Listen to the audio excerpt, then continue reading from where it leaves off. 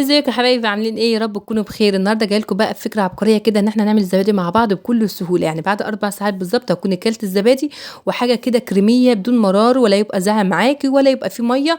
حاجه كده ناجح 100%. نعمل طريقه زبادي ناجحه 100% من اول مره تعمليها وهي تنجح معاكي. وعايزه اقول لك اي بنت مبتدئه وعايزه تعمل زبادي، الفيديو ده هيخليكي تعملي الزبادي اسهل من بتاعه المحلات او المصانع اللي بره.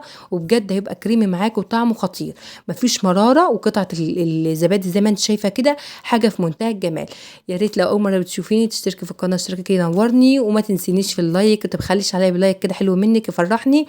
ويلا بينا نشوف طريقه عمل الزبادي. عايزه اقول لك هتبقى طريقه سهله جدا، بدون فرن وبدون مايكروويف وبدون نار كده سخنه على البوتاجاز، ميه مغليه، لا.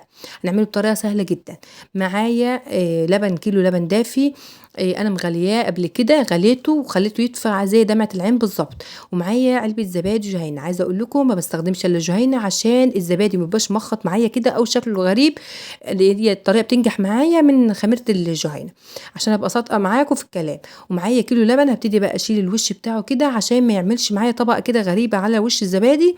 وعايزاه يبقى بتاع زي بتاع المصانع بالظبط، وتبقى الزبادي قطعه الزبادي معايا كده شكلها حلو. ومعايا بقى السر في معلقه السكر الجميله دي. معلقه السكر دي هتدوبيها كويس قوي.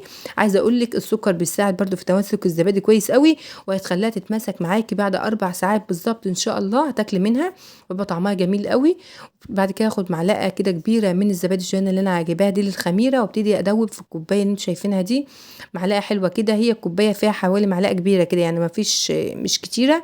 هبتدي اخدها على الكيلو، يعني كوبايه الزبادي اللي انتوا شايفينها دي خدتها على كيلو اللبن.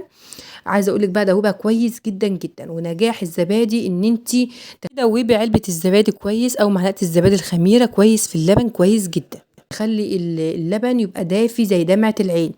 يعني ما تعمليش اللبن يبقى ساقع قوي ولا يبقى اللبن سخن جامد، لا. خليه زي دمعه العين كده، يعني حط صبعك فيه كده تحس ان هو دافي كده. لو لقيتيه سخن ومش مستحمله صبعك فيه، اعرفي ان هو لازم يدفى شويه الاول عشان تعمليه. وبعد كده بقى انا هبتدي اصبه في الفخار. عايزه اقول لكم على الزبادي في الفخار ليه طعم تاني بجد حلو قوي، وبيبقى متماسك جدا جدا وحاجه كده في منتهى الجمال. ابتديت بقى ارص في الفخار اللي معايا، ومعايا كوبايه بقى ازاز اكمل بيها كده. عايزه اقول لك بقى ان انا مش هحط على البوتاجاز على ميه مغليه على البوتاجاز، لا. بكل سهوله كده، يعني مفيش اسهل من كده. ودي بقى طبعا اعملها خميره للمره الجايه. وهجيب ميه من الكاتل مغليه، غاليه ميه على الكاتل كده، او ميه دافيه مش هتفرق، ميه مغليه كده من الكاتل. مفيش اكتر من كده ومفيش ابسط من كده، وهتنجح معاكي 100%. اهم حاجه تغلي اللبن كويس، يكون لبن بخير، ولو عايزاه لبن مبستر مفيش مشكله. وهي كده من الكتل، واقوم حطاها في الصينيه، وابتدي احطها في مكان دافي حوالي 4 ساعات بالظبط، وهتلاقيها اتمسكت معاكي تماما. لو حابه تحطيها في ميكرويف عندك على درجه هاديه خالص، ممكن تحطيها مفيش لا الميكرويف 3 دقايق وتطفي عليه وهي تعمل مع نفسها من غير ما يسخن.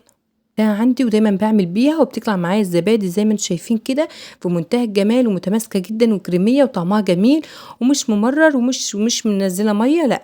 بالعكس الطريقه دي حلوه جدا وسهله لاي حد يعملها.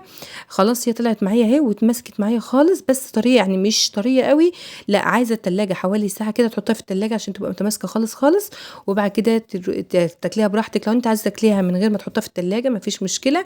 هي اتمسكت معايا خالص، ما قعدتش معايا لحد ما الميه كانت سقعت معايا، كانت خلاص هي الزبادي كانت اتمسكت، يعني قعدت معايا حوالي 4 ساعات وكانت الزبادي خلاص. بجد بطريقه سهله وبسيطه لاي حد يعملها. وما تنسونيش بقى في تعليق حلو ممكن كده فرحني، ويا ريت تقولي لي انت بتابعيني من اني بلد عشان ارحب بيكي في القناه.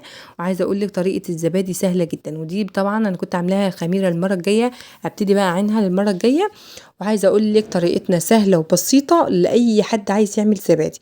وعايزه اقول لك بقى ان هي كريميه جدا وطعمها خطير ومتماسكه جدا جدا، واجمل من بتاعه المصانع اللي بره.